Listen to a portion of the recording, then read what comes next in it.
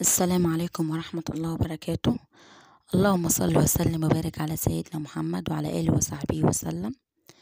معايا وصفة الرز البسمتي بالفراخ، وصفة سهلة وبسيطة إن شاء الله تعجبكم. معايا سمنة وقطع من الزبدة، بصلاية وطومية وفرخة ونص كيلو رز بسمتي والتوابل مشكلة. هاخد مع قطعتين من الزبدة، معلقتين سمنة. لو عندك زبدة أو سمنة مش مشكلة، ممكن تحط نوع واحد منهم. اقلبها كويس عشان تسيح. ما تنسوش بقى تشتركوا بالقناة وتفعلوا الجرس. لو عجبكم الفيديو دوسوا لايك. هجيب الفرخة اشوحها لحد ما تاخد اللون الذهبي واضيف لها التوابل.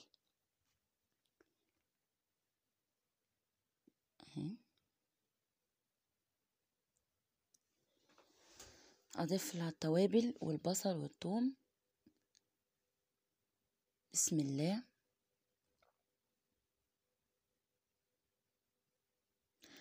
ممكن تستبدلي الفراخ في لحمة او خضار او بتنجان اللي هو الرومي، وممكن تحطي اي خضار انت حابة تحطيه.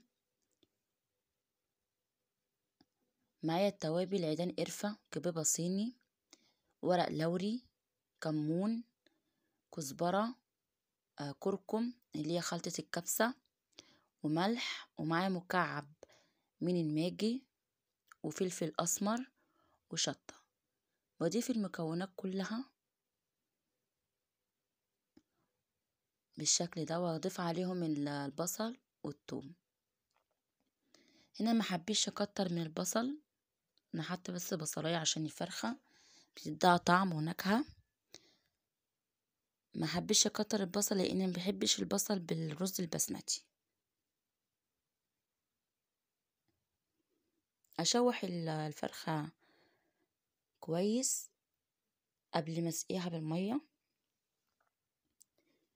الرز البسمتي بياخد مية اكتر من الرز العادي. لو هتعمل رز بلدي او رز عادي بيبقى القعد بتاعه اقل من الرز البسمتي. فحاولي ان انت تكتري بالقعد بحوالي 2 سنتي من المية، علشان الرز البسمتي بياخد قعد كتير. وتنقعي الرز قبل ما تعمليه ب5 دقايق او 10 دقايق. شوح الفرخة كويس عشان هي كانت لسه باين عليها ان هي بتخرج اللي جواها. اهو اقلبها على الوش التاني.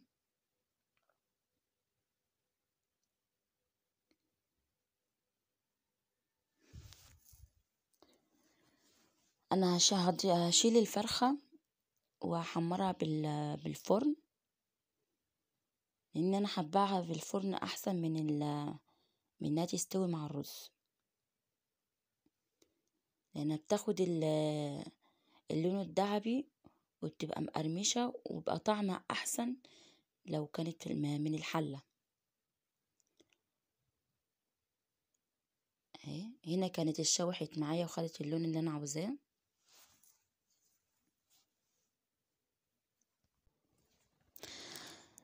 في الوقت ده لو عندك خيارايه وقطايه وجزرايه ده للتشكيل.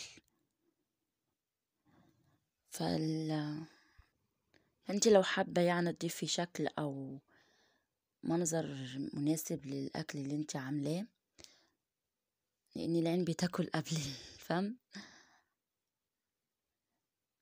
اهي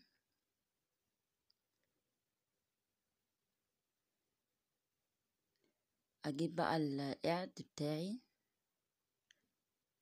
هي مش محتاجه يعني، هي كده خلاص خدت التشويحه اللي انا عاوزاها. بضيف الميه واشوفها اذا كانت محتاجه ملح تاني غير اللي انا حطاه ولا لا، واسيبها تستوي.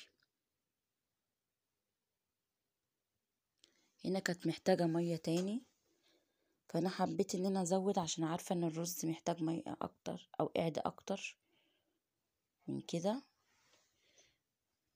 شوفها اذا كانت محتاجة ملح احط لها، كانت محتاجة بس سنة ملح كده. انا غطيتها سيبها تستوي كده. كانت معايا استوت وكان باين ان هي من الجناح اهو. هجيب طبق واخدها. عندك اي صلصة ناخد بس منهم معلقتين ندهنها مع معلقة سمنة، ده بيديها طعم ولون، وتحطيها بالفرن هيديكي اللون اللي انت عاوزاه.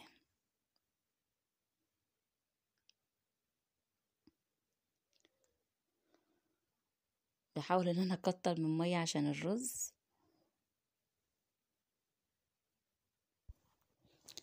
فهنا بضيف لها ملح،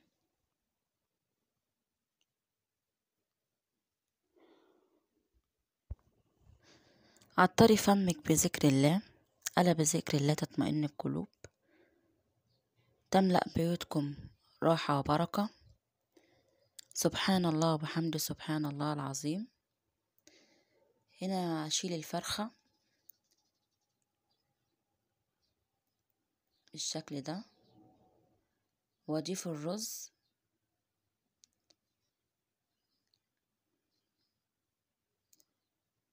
اهو. لو هتعملي رز بسمتي نقعيه قبليه ب5 دقايق أو 10 دقايق عشان يشرب مية، هو بيشرب مية كتير. أضيف الرز وأجيب معلقتين من الصلصة والسمنة اللي هدهن بيهم الفرخة. وفي الوقت ده عقبال ما يستوي الرز والفرخة تتحمر بالفرن، أكون حضرت الخيار والقوطة، الطماطم للتشكيل. تعمليه أي شكل انتي حباه، ده هيدي شكل أجمل للطبق اللي انتي بتقدميه. وإن شاء الله الوصفة دي هتعجبكم. شجعونا علشان نقدم لكم كل جديد بإذن الله. ده أول فيديو ليا على القناة، يا رب يعجبكم. ولو عجبكم ما تنسوش اللايك والاشتراك في القناة وتفعيل الجرس.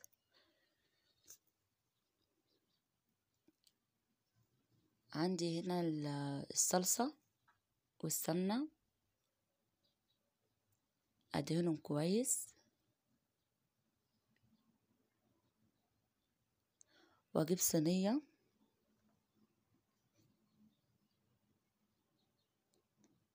اهو الشكل، ندخلها الفرن على درجة 180 لمدة تلت ساعة، تاخد اللون الذهبي وبعدين تبقى جاهزة للتقديم. عايزة اقول لكم ان هي كل اللي داق منها ما شاء الله، يعني كان فاكر ان هي جاهزة من عند الكبابجي، لان طعمها ولونها بقى ما شاء الله كان جميل وعجبتهم الوصفة قوي. الوصفة دي كانت حبها اكتر في فصل الصيف، لان مش جنبها اي طبيخ. حتى لو انت مش حابة ان انت تطبخي ممكن تعمليها، هتبقى سهلة وبسيطة وبنفس الوقت تديكي طعم هتحبيه. هنا كانت بظبط الفرن، احطها بالرف الوسطاني عشان يسهل لي عملية التحمير اهو. اروح بقى انا اجهز الشكل زي ما انتوا شايفين كده، يا رب يعجبكم.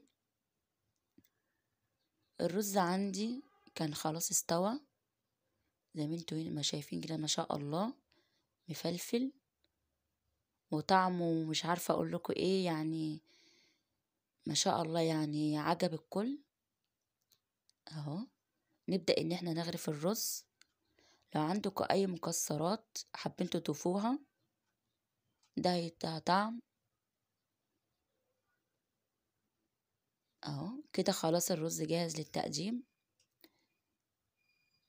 هنشوف الفرخة. هنا الفرخة كانت اتحمرت معايا. وده كان طبق النهاردة، ويا رب يكون عجبكم. متنسوش بقى اللايك، والسلام عليكم ورحمة الله وبركاته.